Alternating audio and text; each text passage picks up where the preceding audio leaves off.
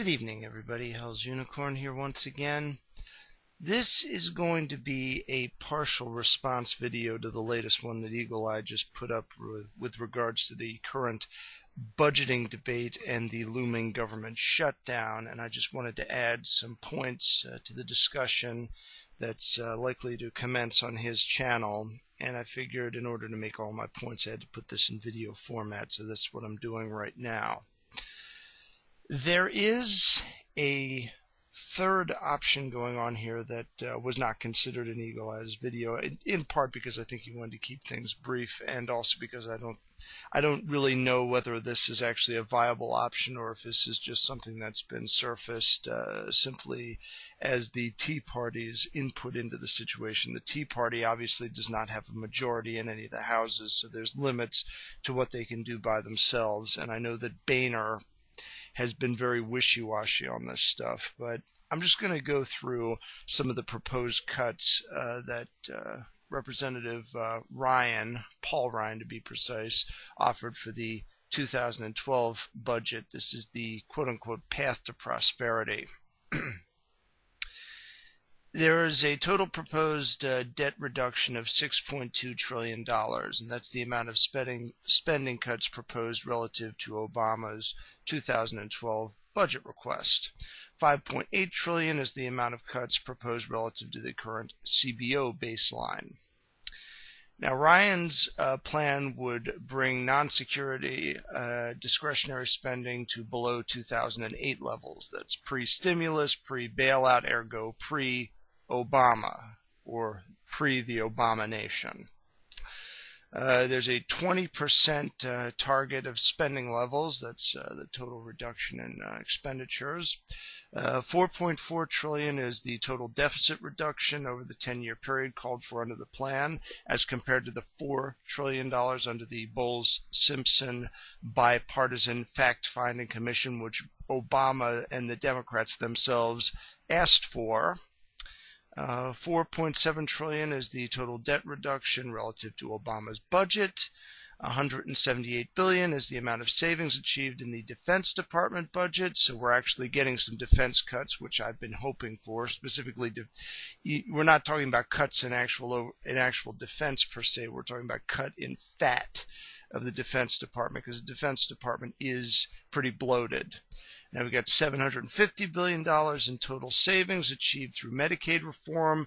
Ergo, this is Medicaid reform, whereas waste is eliminated and block grants are formed so that states can have better ability and flexibility, specifically governors, in order to figure out their own budgets, and thus we can probably get state budgets under a greater degree of control as well. By 2022, that is the year of the proposed Medicare reforms, would take effect under this budget.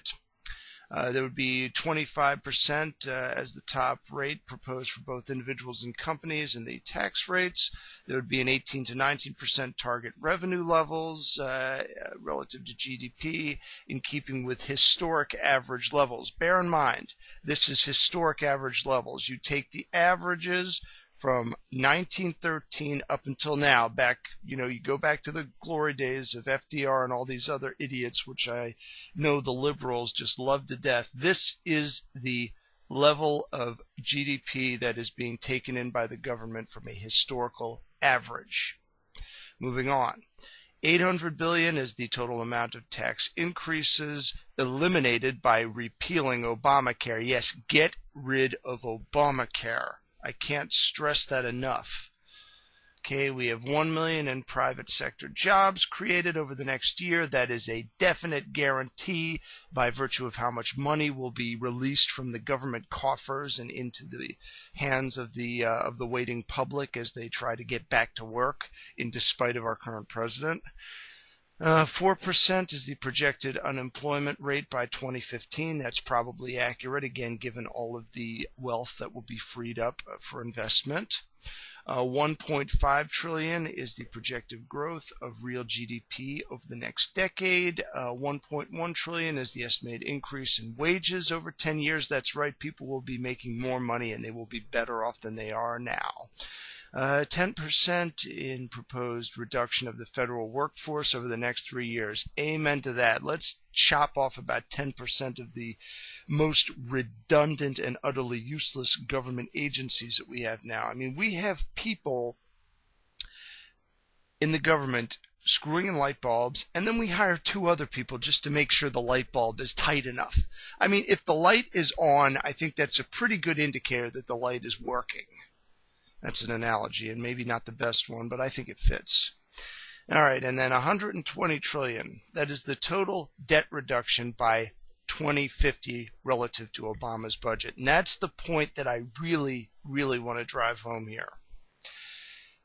By 2050, if we adopt all of Obama's propositions, all of his proposals, and we keep them in place and we don't fiddle with them at all because, obviously Obama is addicted to spending more and more money and he'll keep doing that. By 2050, we will have a $120 trillion debt. Can anybody watching this video tell me with a straight face that that sounds sane?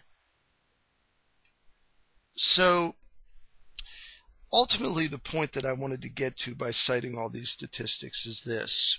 There are people out there that are actually proposing something that is reasonable from a budgeting standpoint. Whether or not they are heard remains to be seen. Whether or not John Boehner is going to grow a pair and actually assert the points that are being made in this budget is anybody's guess at this point. My hope is that he will. But if he doesn't, it's pretty well guaranteed that sometime within the next decade or so, if not sooner, we will be in some real serious trouble. It will make the last couple of years look like a picnic, trust me. So, what do I expect to hear about this budget proposal from so-called Democrats? We've already heard a good amount of demagoguery. We've already heard Barry Sanders, the lunatic from Vermont, babbling on and on and on about how Ryan's plan is going to kill people by the tens of thousands. You know something? Just like with all of the stats I hear about people getting killed over in Afghanistan, which I mentioned in a previous video, I'm so desensitized to hearing that, that cry of wolf that I can't be fazed by it. And anybody with a brain between their ears should not be fazed by that kind of nonsense either. As far as I'm concerned, it's nothing but gibberish that sounds like English. There is no proposition anywhere in here that would involve actually cutting any kind of benefits for people that actually need them, people that are not in a state of sound mind or body where they can actually support themselves. The actual reforms that are being proposed in Medicare in particular are aimed specifically at eliminating subsidizing, paying for the free health care of people that are already well enough off financially to afford it for themselves. I mean, isn't that the whole concept of this supposed redistribution of wealth liberalism crap, that you support the people who need it and you don't give tax breaks to the wealthy? I got news for you. All these people that are getting all this free crap from the government that are also making 5-6 figures a year, you know something? They're wealthy. So let's be consistent about this at least. I used to refer to Democrats as socialists, but over the course of the past couple of years, I've seen that as a very erroneous viewpoint to take. I don't think there is really even such a thing as an American socialist anymore, and this is the next point that I wanted to get into, and this is sort of an aside that's separate from the points that I wanted to add to Eagle Eye's video content. The culture of America is inherently capitalistic. Now, there's a lot of different kinds of capitalism, a lot of different variants, but it's ingrained in our psyche as Americans. So, in essence, from my standpoint, when you categorize Americans, you categorize them as different kinds of capitalists. I would even go so far as to assert that even kooky communist wannabes that sip on lattes and live the secure middle class life while preaching, poverty, I would say that those people are capitalists of a sort also, just very stupid ones. But the Democrats and the Republicans, in varying respects, and I'm talking establishment Republicans here, I'm not talking Tea Party or Libertarian Republicans per se. These people are all different shades of crony capitalists. They all have different corporate interests that they do business with. The Democrats, contrary to the assertions of people like Michael Moore, are just loaded up with corporate interests. I mean, in a previous video, Eagle Eye actually went into some of the cronyism that goes in with the so-called school lunch program. You know something, if you want a better example, I mean, if you want a good example of just how much corporations are infused into the very way our government works, you just look at something like a school lunch program. I mean, we've got all of these major food industry people up at the top end, part of the Fortune 500, providing food for all the kids in our schools. And they're basically getting the equivalent of no-bid contracts. They get the deal by virtue of being the biggest. That's one of the perks with being in with the people in D.C. Our entire government is one giant lobbyist whore fest. And it's probably always going to be that way. Whether we go towards the more cronyistic leftist version or the slightly less cronyistic right version, there's going to be cronyism. People are going to get kickbacks. Deals are going to be made. Sweetheart deals are definitely going to be made, and it's just going to keep going that way.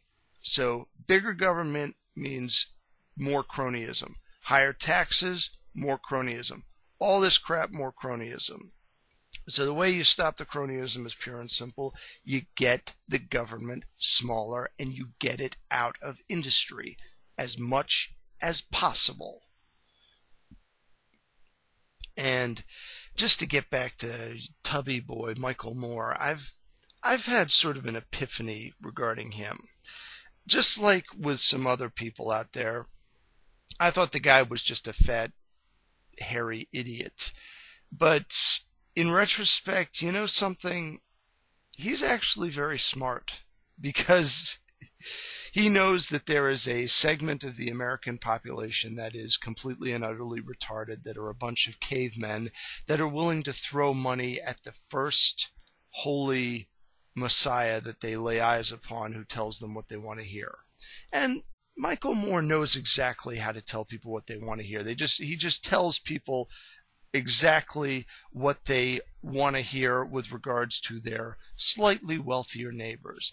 Give me money, and I'll get the government to take money from these people to give to you so you can give more money to me. It's probably one of the most brilliant schemes I've ever heard of. And, you know, when I hear him saying things like, you know, we should just eat the rich, tax the rich, loot the rich, and then I look at the actual numbers for this stuff and how even if we confiscated the wealth of all billionaires and everybody making above $250,000 a year, just nationalized all that wealth, took it all in, and completely destroyed every industry above maybe the smallest of small businesses, we would still need to tax everybody else $40 a piece in order to just make it through 1 year of the abomination budget. And I have links to the sources for this. There's a website and there's also a video that goes through this. So, to sum this all up, the situation that we're facing right now is not merely unacceptable, it's utterly insane. And the reason why it's insane is because we're dealing with insane people. We're dealing with sociopathic leaders and psychopathic voters.